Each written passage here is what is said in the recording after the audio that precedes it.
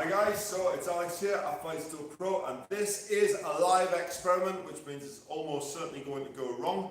But we were in the gym, we were training, me and James here, if we want to jump James into the frame, and we've just soaked through 3 t-shirts, I think it was 3 t-shirts, and I thought, why don't we do a video on what style top you should be wearing in the gym?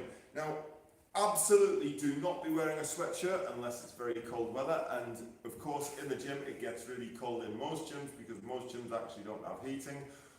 We'll find out how cold this one is next winter.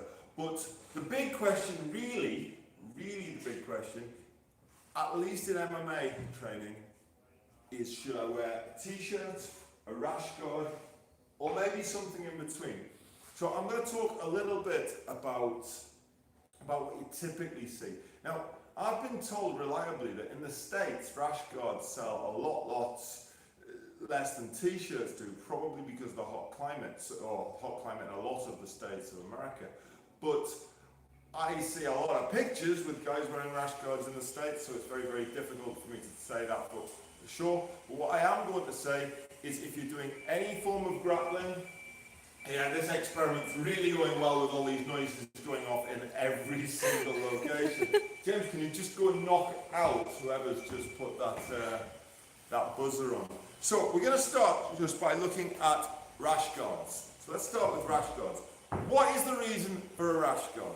And we see guys coming into the shop actually buying rash guards to do stand-up in. Well, that makes absolutely no real sense, apart from they do kind of moisture wick better than a t-shirt does. But the real reason to wear a rash guard is to eliminate small cuts, small nicks and grazes, whether that be off the mats, whether it be off your partner's nails, skin, abrasions basically. The whole point of rash guard, avoid abrasions. Now, when you're moving around in close proximity to a whole bunch of other sweaty guys, then a rash guard will help lower their chances of getting skin diseases, for example, impetigo, staphs, and of course the notorious ringworm, which by the way has nothing to do with worms if you don't already know that. T-shirts.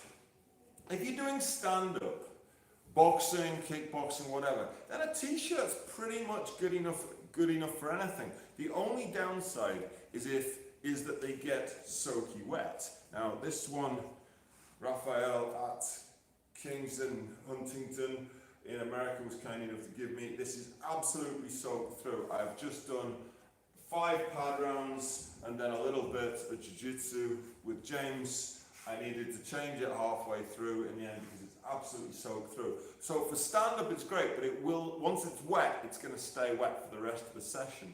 So there is an alternative with our t-shirts, which is, I don't know whether you can, probably not going to be able to see this, but the type of material this is, does it tell me what's the makeup? There's some, they call it dry fit, is that right? Now James, come over here. James is wearing a football shirt in his native Newcastle, doing for the two, right? This is also made of a dry fit material, and on the back here, it's got a different material again, which actually has some little holes in it. This type of shirt is actually ideal for doing any form of stand-up. So if you were going to choose cotton or this dry fit material, I would go dry fit all day long. Now, it's not strong like a rash guard, so is it ideal for grappling? Absolutely not. But it is great if you're doing a little bit of stand-up clinch, moving around, sparring, whatever. It's excellent. The one thing I haven't brought up here, but should probably get mentioned, in fact, could you go and grab me one, is a vest. Now, I go to a lot of different clubs, and it's kind of weird how few clubs actually just implement vests. Like, boxing clubs do, ABA boxing clubs. Bring me any kind of boxing vest, yeah? But why oh why vests on like the most popular shirt sold on Fightstore Pro is beyond me, because it kind of ticks every box. They're made out, they tend to be made out, here's one from Adidas, very lightweight. Has it got the material breakdown? No, this one isn't going to tell me what it's made of either. Maybe it is. Hold on, it is going to give me some. Oh look, UK, Quespero, that does not sound like English to me. No, even they all start with Ocus Q Crespio. No, that's definitely not English. I can say 100% that isn't in English. That is what. Oh, hold on. No, I found it. I found the label finally. Well, it is made in Pakistan. Speaks in German first. No, it's 100% polyester. That was easy. In the end, it was 100% polyester. That was a lot of looking for not so many words, even if they were in Spanish or German or Italian or all three. Right? Anything but English by those things. So, this is probably about as an ideal a thing as you could ever find to do stand-up in. And although that's a boxing vest, it's going to work equally well for MMA stand-up. It's going to work great for kickboxing, boxing, any form of stand-up. Let's get back to rash guards, because really this is the big subject. We see all manner of people buying rash guards just to do general martial arts in, but should you buy a short sleeve or a long sleeve rash guard? This is my personal opinion. If you're doing mainly gi jiu-jitsu, then a short sleeve rash guard is going to be good enough because you're going to be covered for down to the wrist by the gi most of the time. So the short sleeve rash guard is going to stop abrasions with the gi itself, but the long sleeve rash guard, if you're doing a lot of no-gi jiu-jitsu or a lot of MMA, you hit the floor, you're scraping your arms, you're scraping just about everything. Your back quite a lot if you're playing guard game a lot and your back's against the mat. It's going to protect you against rubbing your skin against an abrasive surface, or worse, it won't stop infections, but it's another layer. It's another layer before those nasty bacteria get in there.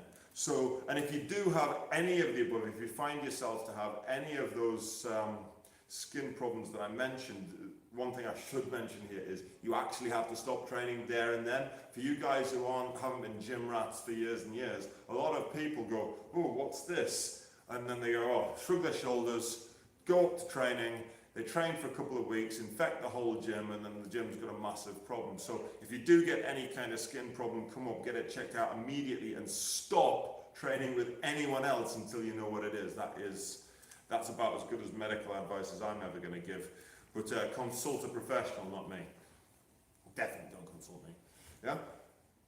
Long sleeve rash guards probably are the thing that you should buy first. So if you're making a choice between a short sleeve and a long sleeve, buy the long sleeve first because it's general. This is my short vlog style comparative review. It's not really a review. Venom rash guard's really good. They've improved a lot in the last couple of years. They have. Look out for things like this, like the rubberized strap at the bottom. That's really helpful. Stops it riding up. Keeps it tight at the bottom.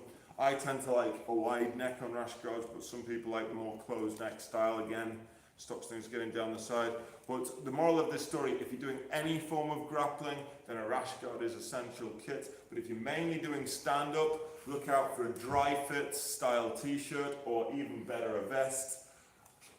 Save these for when you're doing something fairly low-key, or to wear with your denim shorts on the beach. Till next time.